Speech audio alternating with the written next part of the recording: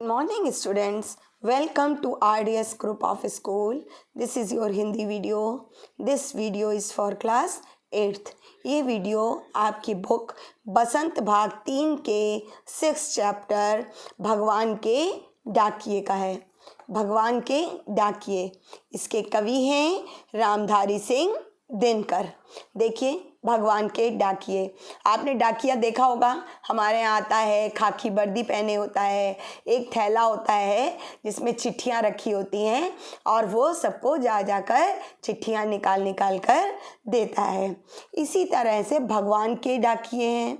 भगवान के डाकिए क्या है, कौन है? पक्षी और बादल। भगवान के डाकिए हमें एक सीक्रेट मैसेज देते हैं जो हम समझ नहीं पाते। इस कविता में कवि ने यही समझाने की कोशिश की है कि भगवान के जो डाकिए हैं वो हमको क्या संदेश देना चाहते हैं और हम उनके दिए हुए संदेशों को कैसे समझ पाते हैं। देखिए इस कविता में 2 अनुच्छेद है, यानी 2 पैराग्राफ है। इसमें कवि ने भगवान के 2 डाकियों के बारे में बताया है। कौन है वो डाकिए? पक्षी और बादल। वे अपनी ही धुन में रहते हैं, वे किसी सीमाओं के बंधनों को नहीं मानते। बादल देखिए सब जगह वर्षा करते हैं, कोई एक जगह तो करते नहीं कि यहाँ करेंगे दूसरी जगह नहीं करेंगे। वे किसी सीमाओं के बंधन को नहीं मानते, वे अपना पराया नहीं करते। पक्षी या चिड़िया जो गाना गाती हैं वो ये सोच के नहीं गाती कि मैं कुछ ही लोगों को सुनाऊंगी या कुछ ही लोगों के लिए गाऊंगी, ऐसा नहीं करती। बादल भी सब जगह पानी बरसाते हैं। वे ऐसा नहीं सोचते कि जहाँ पानी बरसा रहे हैं मैं यहाँ पानी बरसाऊं, यहाँ के लोग मेरे अपने हैं। वे ऐसा नहीं सोचते कि मैं यहाँ वर्षा करूं, यहाँ के लोग वर्षा ना करूं कि यहाँ के लोग मेरे अपने नहीं हैं। वो सब जगह स्वतंत्र रूप से वर्षा करते हैं, पक्षी स्वतंत्र रूप से उड़ते हैं। वो ये नहीं सोचते कि मैं यहाँ रहूं या वहाँ जाऊं, वो ऐसा नहीं सोचते क्योंकि इन्होंने अपने आप को देशों की सीमा रेखाओं में अपने आप को नहीं बांधा हुआ है। ये स्वतंत्र हैं, इन्होंने अपने आप को स्वतंत्र रखा हुआ है, इसलिए ये जहाँ चाहते हैं वहाँ उड़कर चले जाते हैं। पूरी धरती ही इनका घर है, इन्होंने पूरी धरती को ही अपना घर बना रखा है। लेकिन हम सब ये भूल जाते हैं कि अब हम लोग मनुष्य के अंदर ऐसी इच्छाएं नहीं होती, लेकिन हम लोगों के साथ ऐसा नहीं होता। हम लोगों ने अपने आप को देशों की सीमा रेखाओं में बांध रखा, यानी मनुष्य ने अपने आप को देशों की सीमा रेखाओं में बांध रखा है। कोई भारत से है, कोई नेपाल से है, कोई अमेरिका से है, कोई भूटान से है, कोई ऑस्ट्रेलिया से है। वो अपने आप को वहीं का मानता है, यानी अगर हम भारत में रहते हैं तो हम अपने आप को भारतीय कहते हैं।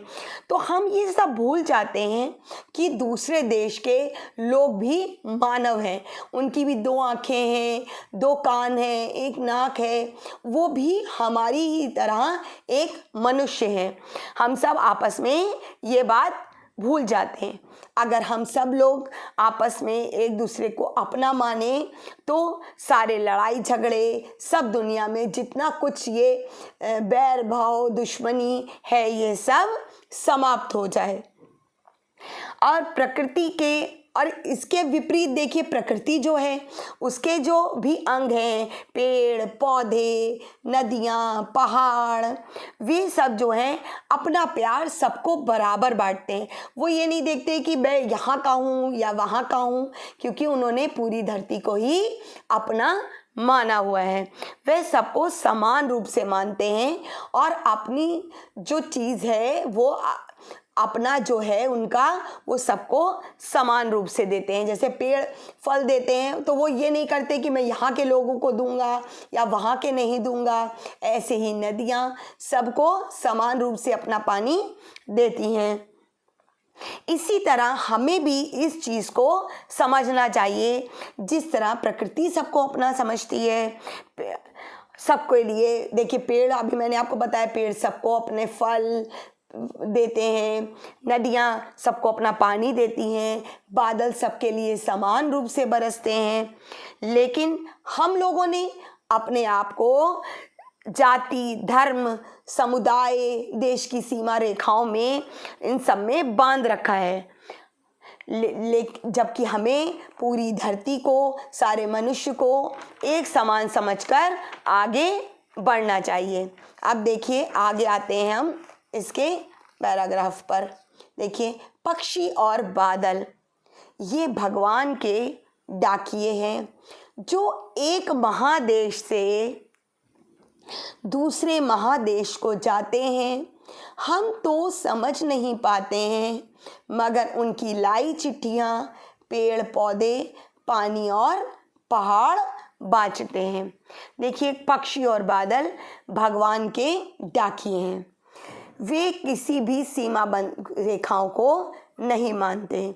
वह ये बताते हैं, वह ये संदेश दे रहे हैं कि हम पूरी तरह से स्वतंत्र हैं।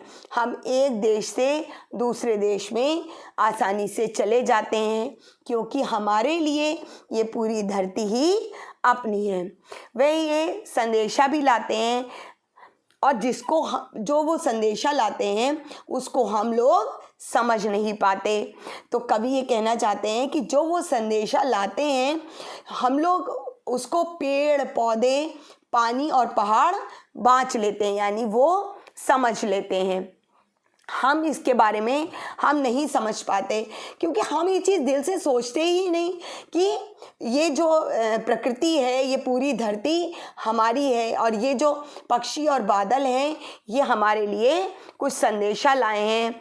हमें भी इन्हीं की तरह सोचना चाहिए और सब में बराबर से प्यार बांटना चाहिए। आगे देखिए, हम तो केवल यह आंकते हैं कि एक देश की धरती दूसरे देश को सुगंध भेजती है, और वह सौरभ हवा में तैरते हुए पक्षियों की पाँखों पर तिरता है, और एक देश का भाप दूसरे देश में पानी बनकर गिरता है। देखिए कवि कहते हैं कि हम तो केवल आकलन करते हैं। आंकते मतलब आकलन करते हैं कि एक देश की धरती दूसरे देश को सुगंध भेजती है, और यानी वो हवा में जो सुगंध आ रही है वो एक देश की धरती दूसरे देश को भेज रही है, और वह सुगंध हवा में पक्षियों के पंखों पर सवार होकर आता है।